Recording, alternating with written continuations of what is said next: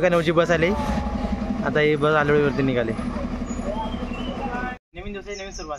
आज आम्ही सर्व नावलीकर एका सर्वजण मिळून सज्जनगडावरती निघालोय। आपल्या गावापासून 25 किलोमीटर अंतरावरती एकच म्हणजे जवळपास एकच गड आहे सज्जनगड म्हणून, तिकडे आम्ही सर्वजण निघालोय। आता वरती बस गेले आलोडी, 9ची बस वरती गेली। आता ती आली की आम्ही सर्वजण त्या बसून जाणार आहे। तर वरून आता आलोडी बस आले। आता आम्ही सगळेजण त्यामध्ये बसणार आणि बोंदवड्यामध्ये जाणार। बघा आलोडी स्टॅलीवर ना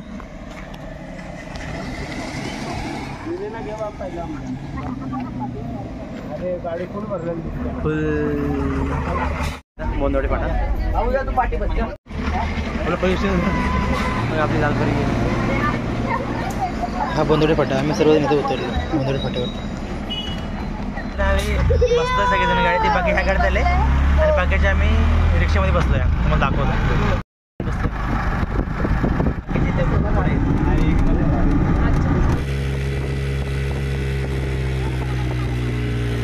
आपण सज्जनगडच्या पायथ्याशी आलो। आता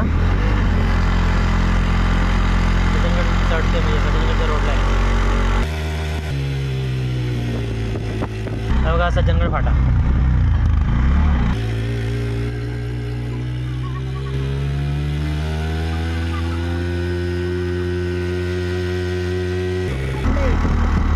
मस्त हिरवगार वातावरण आहे, हिरवीगार झाडी, थंडगार वातावरण।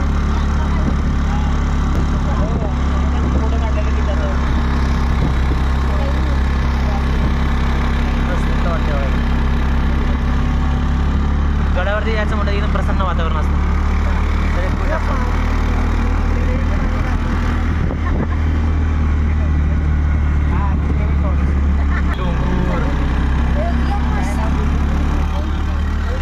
समोर पवन चक्की बोला ना, ते बघा समोर पवन चक्की आणि काय निसर्ग एकच नंबर।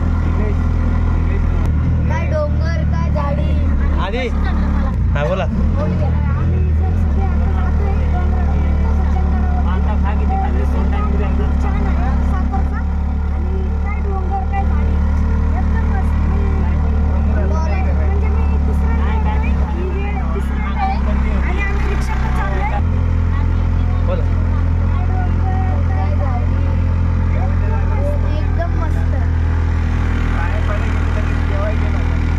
अशा तऱ्हेने आपण सज्जनगडावरती आलोय समर्थांच्या भूमीमध्ये। तर बघा अशा तऱ्हेने आपण सज्जनगडावरती पोहोचलोय समर्थ भूमीमध्ये। आता इथं वरती सज्जनगडावरती आपल्याला जायचंय। बोला जय श्रीराम, जय शिवराय, जय शिवराय, जय शिवराय।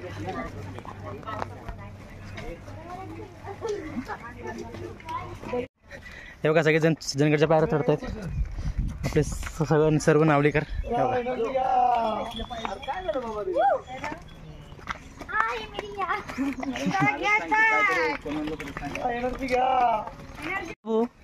बाबू बाबू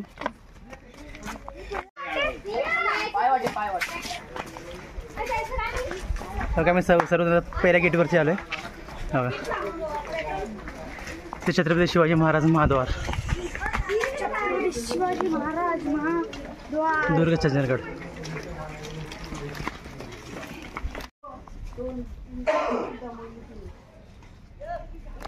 माय चुलते आणि अण्णा ते 2 शब्द आपल्याला सांगतील।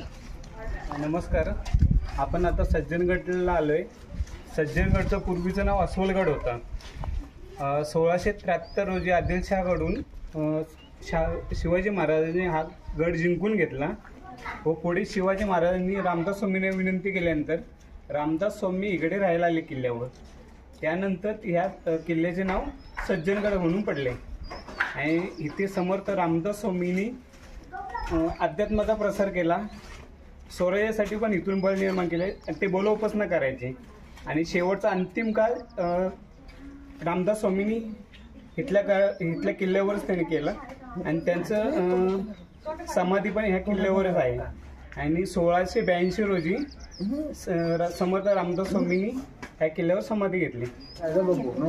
समर्थ रामदास स्वामींनी या किल्ल्यावर कर्नाटकातले जे कारागीर होते त्यांच्याकडून श्रीरामाची, माता सीतेची आणि लक्ष्मणाची मूर्ती निर्माण करून घेतली आणि 18 जानेवारी 82 रोजी त्या रामाची मूर्ती इकडे स्थापना केली. जय श्रीराम.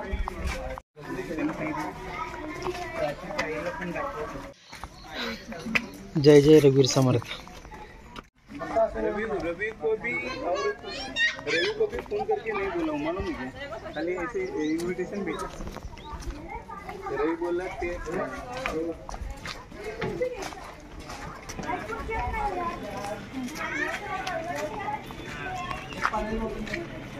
तरी आपण सज्जनगडवरती आलोय.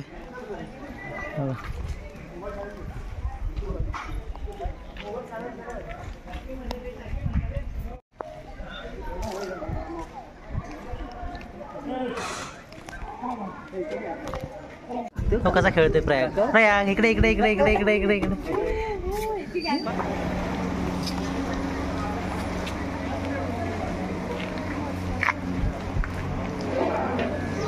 इथे गड्यावरती आल्यावर मनाला एकदम प्रसन्न वाटतं.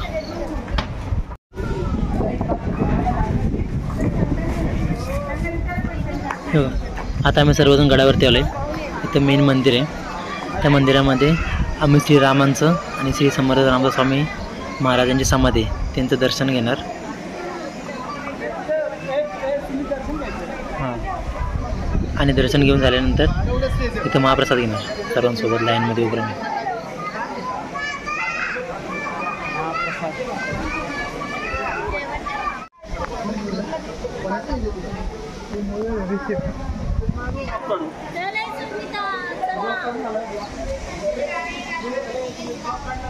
आम्ही सर्वांनी दर्शन घेतलं आणि महाप्रसाद पण घेतला.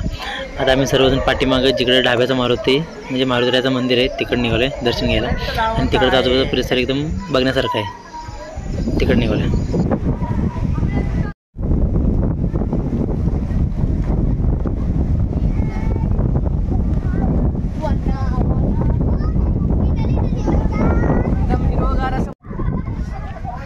तेव्हा आता पाठीमागा पण आले पलीकडं मागच्या साईडला तिकडे ढाब्याचा मारुती पुढं तिकडं मंदिर आहे त्या साईडला.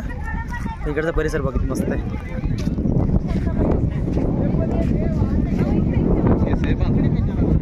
भारी आलं गव्हर्नमेंट धरण. गव्हर्नमेंट धरण आणि आपली जी बाजू आहे ती पलीकडच्या साईडला आपण या कुठं आपण तिकडं जाऊ.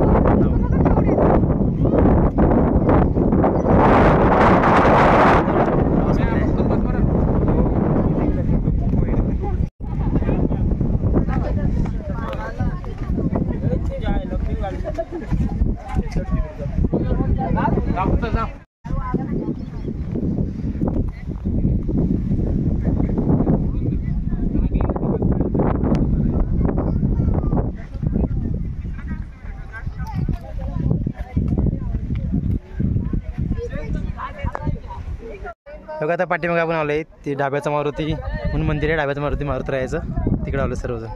बघा किती मस्त वातावरण आहे. हे सगळं नावलीकर. हे काय सर्व नावलीकर आहेत.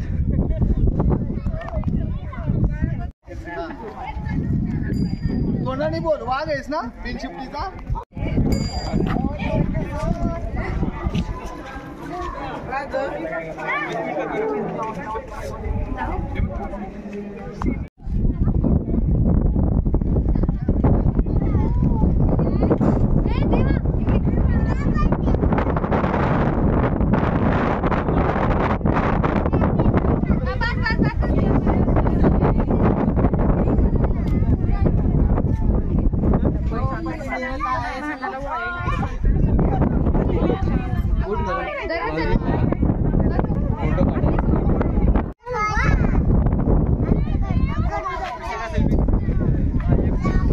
आपण सज्जनगड आता सर्व काही बघितलं दर्शन वगैरे घेतलं प्रसाद घेतला. आता आम्ही सर्वजण निघालो आहे घराकडं. संपूर्ण आवळी मंडळ.